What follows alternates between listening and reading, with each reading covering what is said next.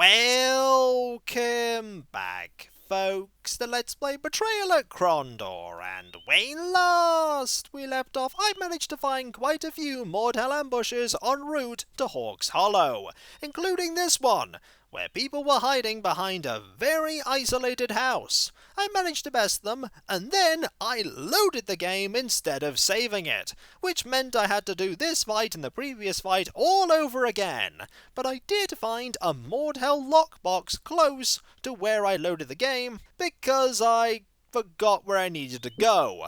And in that box, among other treasures, was a pile of poisoned crossbow bolts. If anyone is curious as to how my skills are right now, this is Owen, this is Gorath, and this is Locklear, so that you know where everyone's stats are compared to before. We have 512 sovereigns, 3 royals, and an inventory literally bursting at the seams with stuff, so let us see if we can finally make our way to Hawk's Hollow. I believe Hawk's Hollow will be over in this direction. If we just head west, we should get there. And I highly hope we do, because we really can't afford to leave more loot lying around, considering how much longer we have in this little loop. Okay, we're going to have to rest, so let's rest here and carry on down the road. Just go south and west, and hopefully this will lead to Hawk's Hollow. I really, really hope it will. Do I see a town here? No. It's literally to the south, apparently. So let's just go south. And we have a marker. Hawk's Hollow! Hooray! We finally found it. And there is a store. This is absolutely a store. We are going... Ooh, big building too. We are going here first. And of course, we are saving. Because haggling. Oh, so much haggling is going to happen. And hopefully a lot of selling is going to happen. And this is when not a lot of selling happens. Right. Get all this ready. And let's open the door. A bell rang. No sooner had Locklear managed to get the door open than the shopkeeper was escorting him inside. The layout of the goods store was comfortably familiar, arranged in such a common-sense fashion that it took only a few moments for Locklear to locate items which interested him. The Woolen Man. Okay. Ooh. This is not the kind of store I thought it would be. There's lots of interesting stuff here. Can we sell it? Oh. You don't want my weapons. You don't want my arm. Oh no. You don't want my things. Oh no. Our inventory is full of stuff and we can't sell it. This is a problem.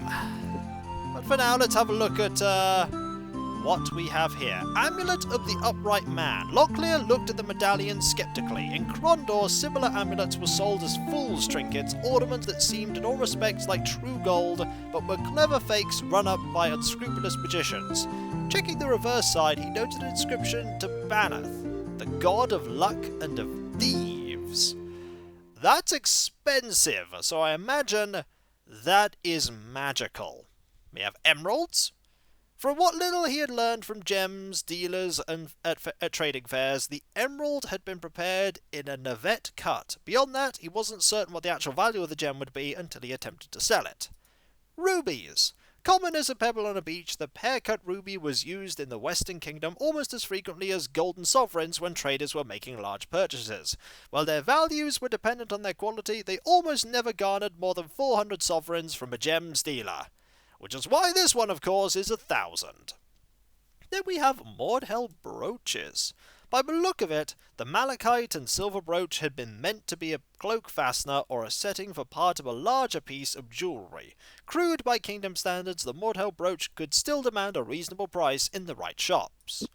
Then we have, peasants' keys, virtue keys, and gilders' pass keys. Now, we haven't seen a virtue key. This is a virtue key, or I'm a Gwali's uncle, Locklear said with a grin, tapping the dorsal-shaped head. Originally, these keys were only made for chastity belts, but in the last 100 years or so, they've expanded the use of the design. The locks of this will open and protect very valuable items. And the Ring of the Golden Way. The ring was a simple, unadorned band of gold which fit awkwardly on his finger. Worth only a small crafter's fee and the gold used in its forging, the ring was still charming in its own humble way. What mystified him was the peculiar way it warmed when someone moved near him. That is, do you want to be better at spotting enemies nearby? Because that's how you get better at spotting enemies nearby. We literally don't have room to haggle.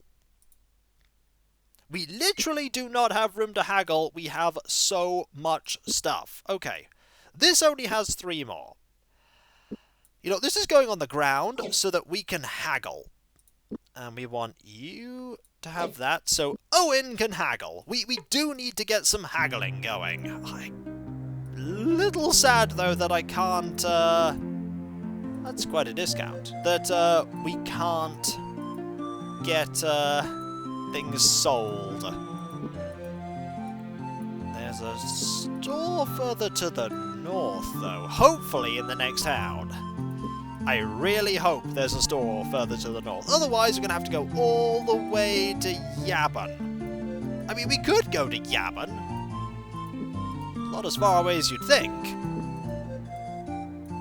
We are really struggling. Okay, I was about to say, we were really struggling to get that off the table.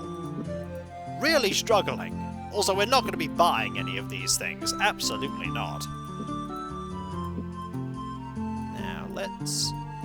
There we go. Just keep haggling. I wonder if there is a way in the game to have a high enough haggle that you could buy something, and then fix it, and then sell it, and then just make infinite money. I bet there's a way. I bet in this game there is like 1 or 2 particular items that you could just make infinite money on. Probably at a point where money is all but pointless, but still. Would be interesting to know. Okay, Ring of the Golden Way. That's unavailable too. Did we get some haggling increase? Okay, we got haggling. If nothing else, we got some haggling. Oh, I am sad that we cannot sell our things. Also, we had Armorcraft ticked on you by mistake, which is silly, but there we go. Also, you're nearly at 70% haggling. Okay, let's start looking at all the other places now. And I'll save before I do so, just in case there's an ambush waiting to happen or something else. Locklear pushed the door open. As he passed through, he noted the lack of a door latch. The sign the inn was like... Ah, it's a tavern. Right. Let's exit. Because that means we can improve on your barding. We can absolutely improve on your barding, Owen.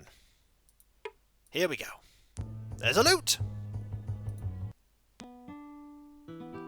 Owen struggled with the loot.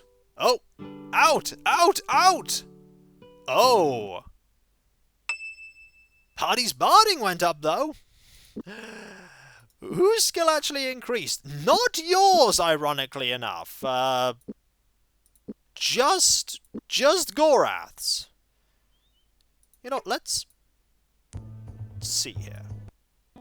And again, we have out, out, out. Party's barding ability is increased again. Who's actually improving here? Okay, you improved that time.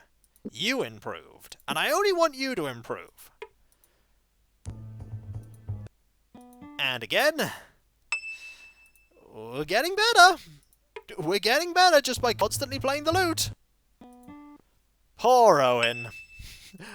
Not poor barding increases, however. 49% now. I like that Locklear and Gorath are slowly learning stuff as Owen fails to bard.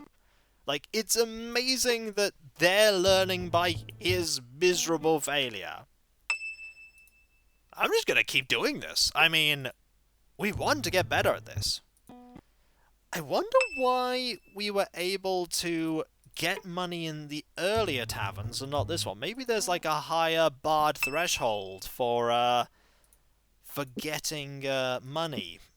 in this one. 50% barding now, 15 and 41. We're getting there. We're not getting there to earn money, but we're certainly getting there. Bing! Barding increases as Owen sneaks in every time. Here we go! Here we go! We got 17 sovereigns. He's getting there. He's getting there. Right, let's talk to people. First you. Locklear tapped the woman's shoulder. Slowly she turned to look at him, but rather than greeting him with a smile, in her gaze was a look he had thought reserved only for things that crawled on the ground or lapped up table leavings in the dooryard. What do you want? I was hoping perhaps you could talk, Locklear ventured. Pass the time with a little conversation. Why? She said curtly. Opening his mouth to reply, but suddenly finding himself bereft of adequate speech, he made a small sound which he was certain sounded quite unmanly. Stabbing him with her exquisitely beautiful stare, she smiled. I thought as much. Goodbye, sir. I'm sure you will have a brilliant oratory career before you. Ooh! Well, that conversation went well. Hello, you. The common room grew quiet. Turning so his face could only be seen by the man whom he had approached, Locklear greeted the man loudly, then pitched his voice lower. Are you a swordsman or a storyteller? A smirk appeared on the man's lips. And what makes you think I'm either? Because when a common man falls this unnervingly quiet, it means the locals expect either a fight or a tale, Locklear muttered. So which is it to be? Locklear, looking down at the counter near his elbow, the man sighed. Seeing as how I've left my sword at home, and I've only a butter knife at my immediate disposal, I suppose a tale to pass the time would be more prudent at this juncture. Mostly his stories were about battles, large and small, fought sometimes for fame and glory, but always for the coin of the right colour. He had travelled up and down the kingdom of the Isles, but never had he found a minute's peace in any place that he slept. When at last he had come to the conclusion of his storytelling, he thanked Locklear for listening, then stumbled off looking for something closely resembling a bed.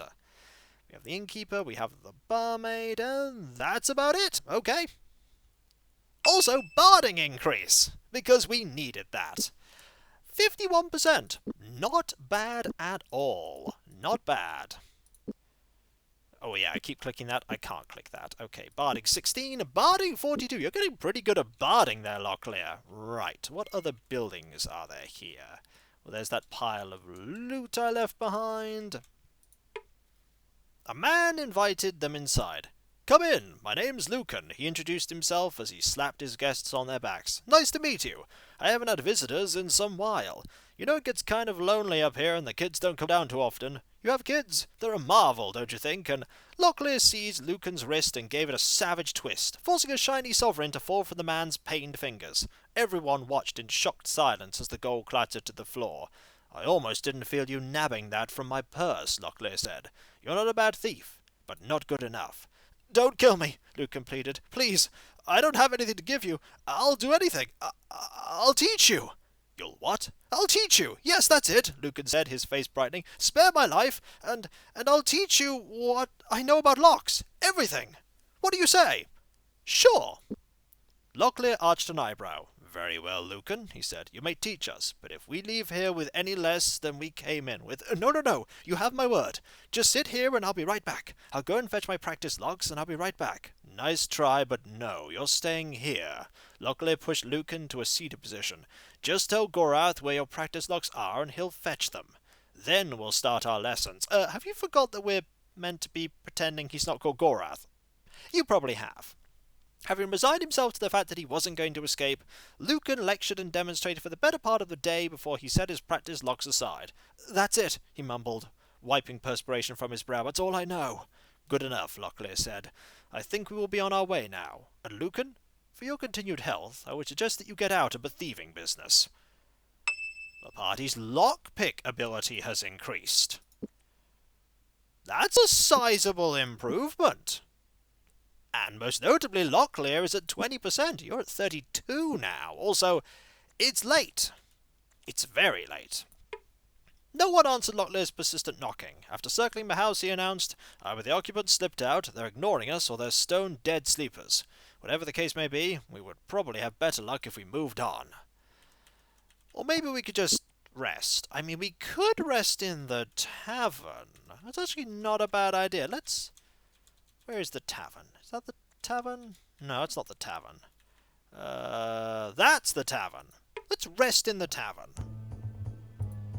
How much is it going to cost? 7 sovereigns for the night? Sure. Get some health. We seem in a good mood. We'll not rest there longer. Also, we can't bard. Well, we could, but we can't. Okay, more places to look at. Like here. Luckily, I knocked on the door of the small house, and after several minutes, an angry woman appeared at the window and began to scream at them. "Keep your bloody sovereigns! I've decided! I'm not leaving!"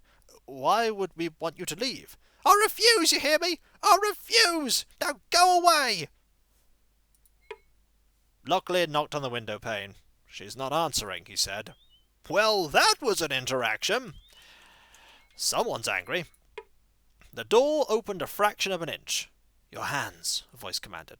"Pardon? What did you say?" Locklear asked. "Show me your hands," the voice repeated from the darkness. "Palms up, thumb out, and don't make any sudden moves."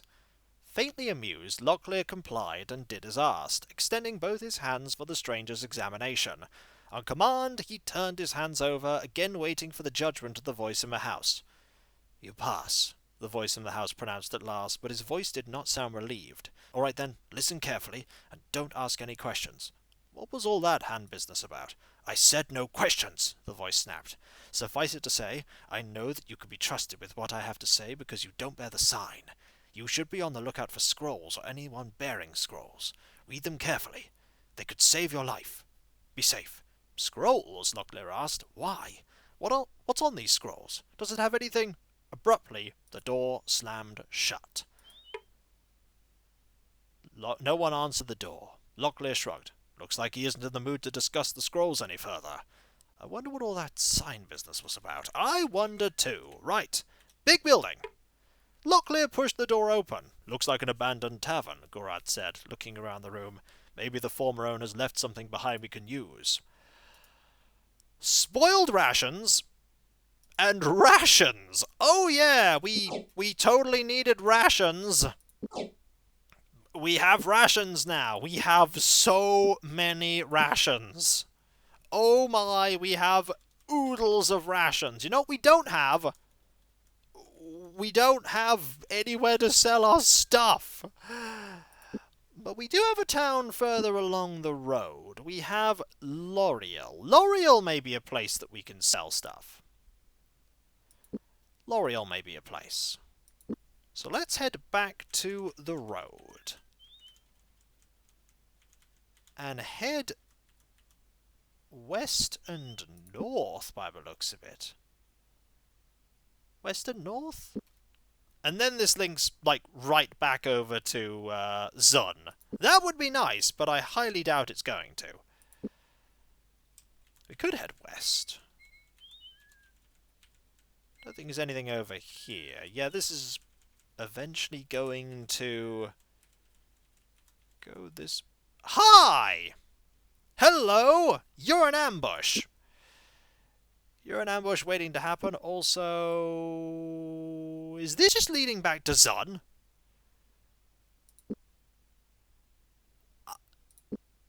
Is it genuinely just leading back there? Because that'd be amazing if it did. That'd be great for selling stuff. But that will be for next time. For when we come back, folks, we have an ambush to take care of. An ambush that hopefully is not going to go terribly wrong. Also, I like the fact that because time is paused, we can just stand here forever, and this person will also just stand there forever, and we'll just stare at one another. Who will win in the staring match? And so, I'll catch you next time, folks, and I'll see you then. Later.